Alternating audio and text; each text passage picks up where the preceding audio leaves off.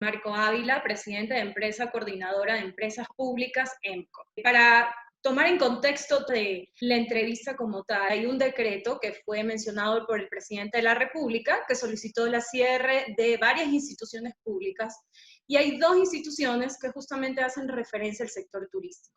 Y ahí es donde justamente van mis preguntas. El primer caso, quisiera que nos amplíes un poco más el tema de Ferrocarriles Ecuador.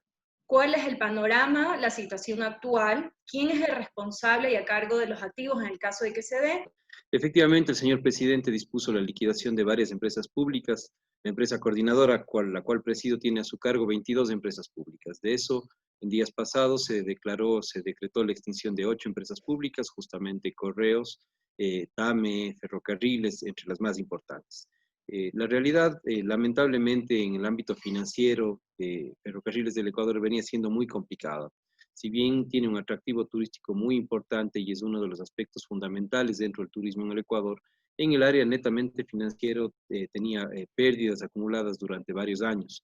Las inversiones que en su momento se hicieron y que fueron muy cuantiosas no lograron ser recuperadas y afrontar una situación de la pandemia en la que no hay un solo pasajero, un solo turista que pueda abordar nuestro tren, realmente convertía en poco viable el mantenimiento de la empresa pública como tal. Como ustedes entenderán, Ferrocarriles vive de los ingresos que genera por turismo prácticamente un 100%.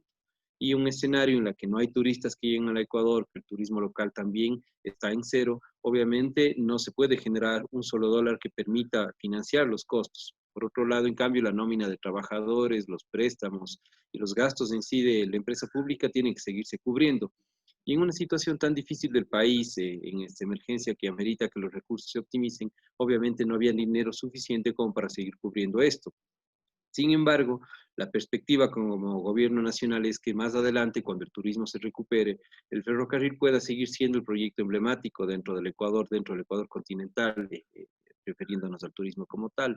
Estamos viendo opciones, más adelante podría ser una inversión extranjera, una alianza público-privada, pero obviamente el ferrocarril como tal, más allá de la empresa pública, va a seguir teniendo futuro más adelante. Cambiando el tema ahora a las aerolíneas, específicamente a TAME, pasa algo similar. El responsable se conoce que es el Ministerio de Transporte y Obras Públicas.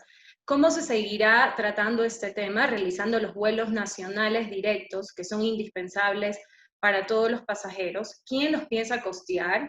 ¿Cómo se va a crear otra empresa? Cuéntanos también un poco las acciones de este tema.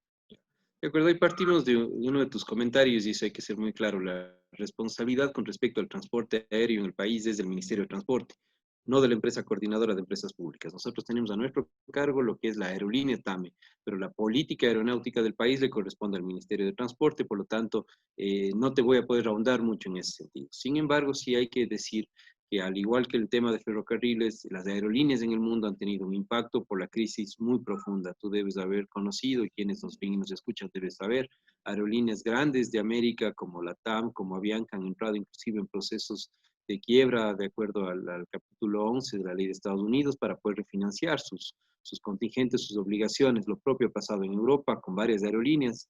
Por ejemplo, Francia está estimando que tiene que invertir cerca de 15.000 millones de dólares para recuperar las aerolíneas en Francia. Y en Ecuador, de alguna manera, necesitaríamos una gran inyección de dinero para poder, de alguna manera, mantener a TAME sirviendo. Y eso en estas circunstancias, en la crisis del país, no existen esos recursos. Entonces, similar a lo que pasaba en ferrocarriles, tenemos cero de ingresos durante estos meses de pandemia, no se ha vendido obviamente un pasaje, no se ha hecho más que poquísimos vuelos, y por otro lado tenemos los costos permanentes, fijos de la aerolínea, tenemos una staff de cerca de 900 personas, teníamos obligaciones crediticias con bancos internacionales, con bancos locales, con el propio BID, con el propio Ministerio de Finanzas, obligaciones que no paran en cambio mes a mes. Y es muy difícil entonces encontrar un equilibrio entre gastos permanentes y cero ingresos. Es por eso que se tomó la decisión. Ahora, ¿cuál es la directriz del señor presidente en esto? Que las provincias y las ciudades que venían siendo servidas por TAMI no queden de alguna manera desconectadas, que hay una conectividad adecuada. En eso está trabajando Gabriel Martínez, ministro de Transporte. Ya se han logrado acuerdos con algunas otras aerolíneas para que aquellas ciudades sigan teniendo el servicio, es decir, no van a perder servicio y conectividad. Y en una parte específica de la Amazonía, va a haber una decisión posiblemente de la aerolínea TAME, de TAME Amazonía, que se llama una especie de filial de TAME, que va a seguir prestando sus servicios, pero a cargo de la Secretaría Técnica de la Amazonía, que es una institución que sirve al oriente ecuatoriano y que tiene recursos suficientes para hacerlo. Esto quiere decir que los empleados que están dentro de esta aerolínea van a continuar laborando o hay una reestructuración como tal. No sé si podrías comentarnos de este tema. Bueno, digamos, esta filial de TAME Amazonía es muy pequeñita en relación a todo lo que tiene que ver la empresa TAME. Yo diría que el 98-99% de trabajadores van a ser liquidados, van a terminar sus relaciones laborales, se les va a respetar sus derechos, pero esta parte de TAME Amazonía va a pasar a la Secretaría Técnica. Todavía no está definido si va a pasar con personal, cuánto personal, quiénes, pero estamos en esas reuniones de trabajo. Justamente el decreto del señor presidente estableció 60 días para poder llegar a estos acuerdos o estas definiciones en conjunto con el Ministerio de Transporte y con la Secretaría Técnica de la Amazonía. Entonces, vamos a tener esas definiciones en las próximas semanas.